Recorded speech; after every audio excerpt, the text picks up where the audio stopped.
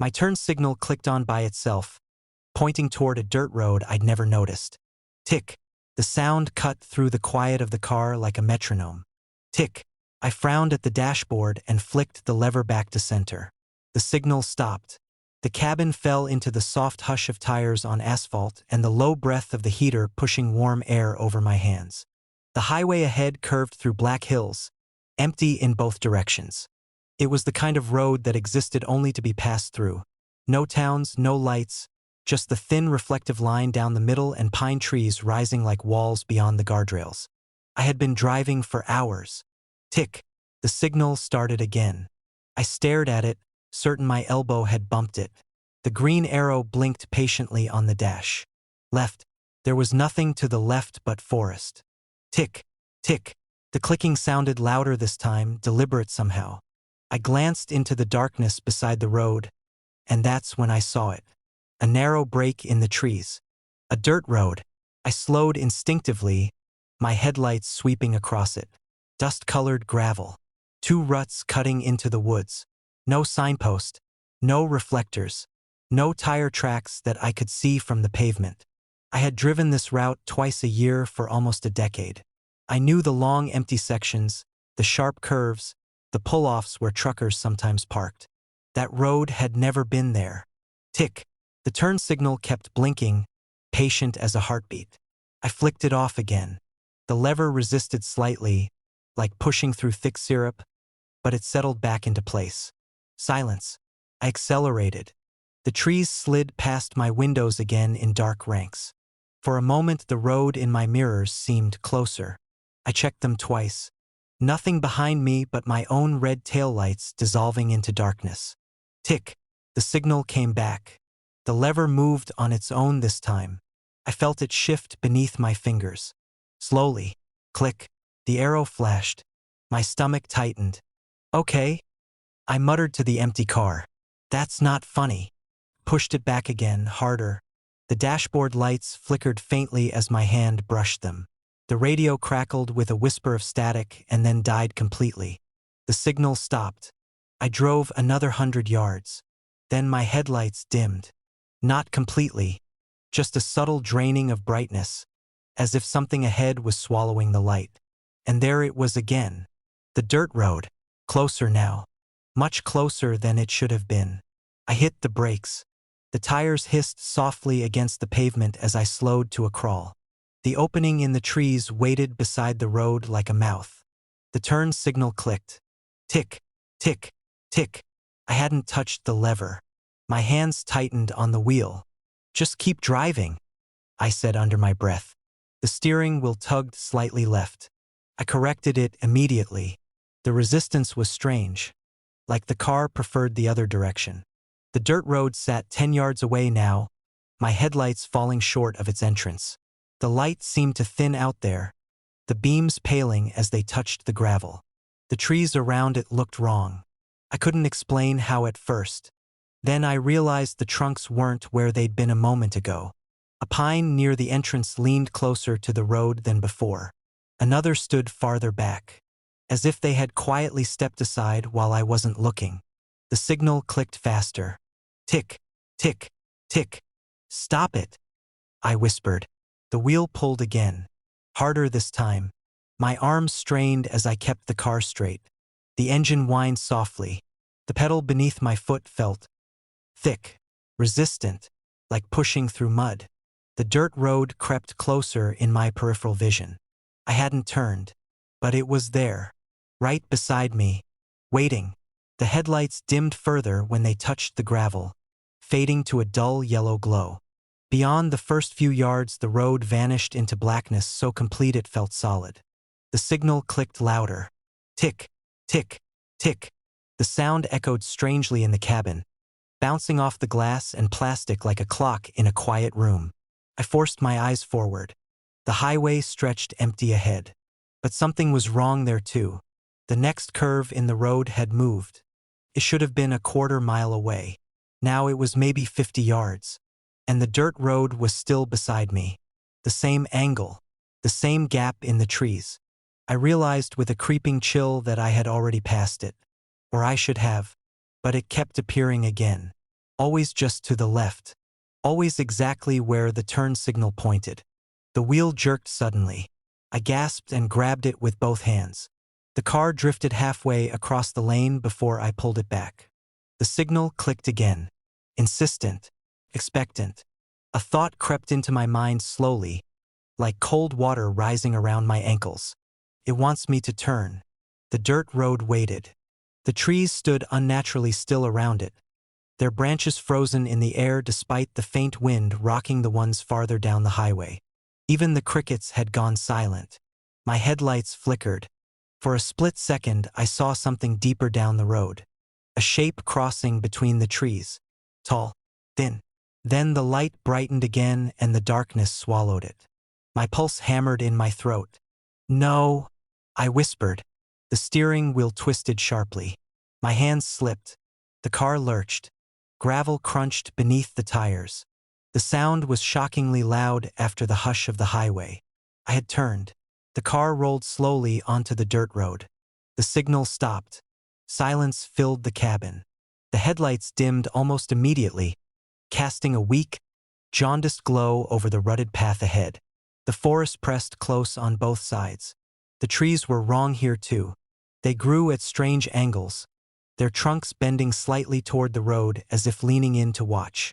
I shifted the car into reverse. The gear stuck halfway. The engine groaned but didn't move the wheels. Behind me, the highway was gone. There was only darkness. The road stretched forward. I drove. I didn't mean to. My foot eased onto the accelerator without permission. The car crawled deeper into the woods. The air felt heavy, muffled, as if the forest absorbed every sound. The gravel repeated beneath the tires in identical patterns. A fallen branch on the right, a crooked pine on the left. Then again, the same branch, the same tree. We passed them 3 times, maybe 4. The dashboard lights flickered in slow pulses. Each flash showed something different in the treeline. Pale shape, a shifting silhouette, movement that stopped the instant the light steadied. The road bent suddenly at a sharp angle that should have been impossible for a vehicle to follow. Yet the car turned smoothly, as if it knew the path, as if it had driven it before. I realized then why the turn signal had activated. My throat tightened as the answer surfaced. Because this wasn't the first time. The trees opened into a small clearing. My headlights illuminated an old wooden sign half buried in the dirt. The paint had faded, but the letters were still visible. "Welcome back." My chest went cold. Beyond the sign, several shapes stood quietly in the darkness. Cars, dozens of them, rusting, collapsed into the soil. Their headlights pointed toward the road like dead eyes. And in the spaces between them, tall figures moved slowly among the vehicles. Waiting, the car rolled to a stop beside a familiar one. My hands trembled on the steering wheel. The cracked windshield, the dented hood, the same bumper sticker I had peeled off years ago. It was my car, or it had been. Something brushed softly along the outside of the driver's door. A long pale hand slid across the window, leaving frost in its wake. The turn signal clicked once more. Tick, but this time it wasn't pointing left. It pointed deeper into the clearing, toward the empty space waiting beside the other cars, as if saving a place for the next one. A car passed me with its windows rolled down, but no air moved as it went by. At first, I noticed the silence.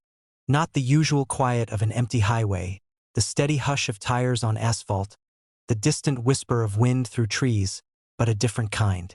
A pocket of stillness, as if the night had paused to hold its breath. I was halfway through a long stretch of state road that cut between miles of forest. No towns for 40 miles. No streetlights, just my headlights pushing a tunnel of pale yellow through the dark. The dashboard clock read 1:12 a.m. My window was cracked open an inch. Cold air seeped through the gap and brushed against my fingers on the steering wheel. Then headlights appeared behind me. They rose slowly over a hill in the rearview mirror, 2 white dots growing brighter until they filled the glass. The car gained on me quickly. I eased a little toward the right side of the lane, expecting the rush of wind that always came when another vehicle blasted past at highway speed. The car slid into the left lane. It was an older sedan, dark-colored. Maybe gray or black, hard to tell under the thin wash of my headlights. The windows were all rolled down. That detail registered instantly because it was cold enough that my breath fogged faintly against the windshield. No one drives with their windows down on a night like this. The car pulled even with me, and nothing happened. No roar of wind, no buffeting against my car. Not even the usual shudder of air pressure shifting between two moving vehicles. The sedan just glided past. My hair didn't stir. The paper receipt in my cup holder didn't flutter. It was as if the car existed in a bubble. I turned my head slightly as it passed. The interior was dark. Not shadowed, dark in a thicker way, like the cabin had swallowed the light completely. I expected to see the silhouette of a driver, a hand on the wheel, a shoulder. Instead, there was only that dense blackness behind the open windows. The sedan continued forward, easing ahead of me, still silent. My eyes drifted to the trees lining the road. They didn't move either. When a car passes at 70 miles an hour, the air ripples. Branches shiver. Leaves twitch. But the forest stood perfectly still. The sedan pulled farther ahead until its taillights were small red dots. Then they crested the next hill and vanished. I stared at the empty road. "Okay?" I murmured, mostly to fill the quiet. My voice sounded wrong in the car. Dull, like it had been padded with cloth. The air through my cracked window had stopped moving. I held my hand near the gap. Nothing. The cold air that had been sliding over my fingers a moment ago was gone. The world outside my windshield looked exactly the same. Same trees, same strip of pavement disappearing into darkness. But something about the space around me felt sealed, like I'd driven into a room. I rolled my window down another inch. Still nothing.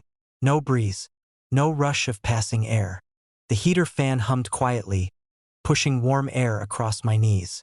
That was the only movement I could feel. I told myself it was just a strange pocket of still night air. Forests do that sometimes. But the explanation felt thin. 5 minutes passed. Maybe 10. The highway wound through the hills in long, empty curves. My headlights swept over guardrails and reflective markers, each one flashing white before dissolving back into black. Then I saw the sedan again. It was parked on the shoulder ahead. My stomach tightened. Its brake lights glowed faintly red. The windows were still down. As I approached, I slowed slightly. Something about the angle of the car bothered me. It wasn't fully on the shoulder. Half the vehicle leaned into the lane, like it had drifted there and stopped mid-thought. I glanced at the trees again. Still no movement. The forest had become a painted backdrop. As I passed the sedan, I looked into the open window. The same darkness filled the cabin. But this time I felt something else. Tension. It's hard to describe exactly. There was no shape, no sound. Just the unmistakable sensation that something inside the car had turned its focus toward me. My throat tightened. I pressed the accelerator. The sedan slid behind me. For a few seconds I watched the mirror. The red glow of its brake lights remained perfectly steady.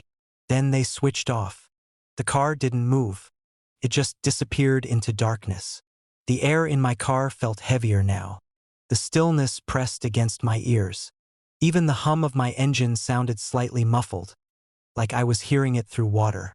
I drove another mile. 2, 3. Then headlights appeared again in my mirror. My chest went cold. 2 white dots rising over the hill. The same distance. The same brightness. The sedan gained on me silently. My fingers tightened on the wheel. "No," I whispered. It slipped into the left lane. The windows were still down. As the car glided past again, the same impossible quiet surrounded it. No wind, no sound. But this time the darkness inside the car wasn't empty. A shape moved, just for a moment. Something leaned slightly toward the open window as it passed me. I caught the faint outline of a face or something arranged where a face should be. It wasn't looking forward. It was looking directly at me. Then the sedan pulled ahead again. My skin prickled. The air around my car had become completely dead. Not a single current brushed my face or hands. I suddenly understood why the passing car had made no wind. Because there was no air moving at all. Not anywhere. The entire stretch of highway had become still. As if the atmosphere itself had been turned off. The sedan crested another hill. This time I followed it. Not because I wanted to, because my car wouldn't slow down. My foot eased off the accelerator, but the speed stayed the same. The road climbed. At the top of the hill, the sedan sat motionless in the center of the lane. Waiting. Its doors slowly swung open. All four of them. The interior remained black, absorbing my headlights like a whole. Then something inside the car shifted forward. A figure unfolded from the darkness. Tall, thin. It stood beside the open door without touching the ground, hovering just above the pavement. The windows of the sedan gaped open around it like empty mouths, and the air remained perfectly still. That's when the realization settled in my mind with slow, icy clarity. Air only moves when something displaces it. Wind, engines, passing cars. But whatever was inside that vehicle didn't move through the air. It moved outside it. The figure tilted its head. My car rolled closer, unstoppable. Behind the hovering thing, I saw the inside of the sedan more clearly now. Shapes filled the back seats. People, or what had once been people. They sat rigidly upright, their skin pale and tight, their hair drifting slowly as if underwater. None of them were breathing. None of them moved, because there was no air in the car at all. The thing beside the door lifted one long arm. And for the first time since the sedan had passed me, I felt wind. A single cold current brushing against my face. Not from the road, from inside the car. As if the vehicle had finally opened, and the air it had taken from somewhere else was beginning to spill back out.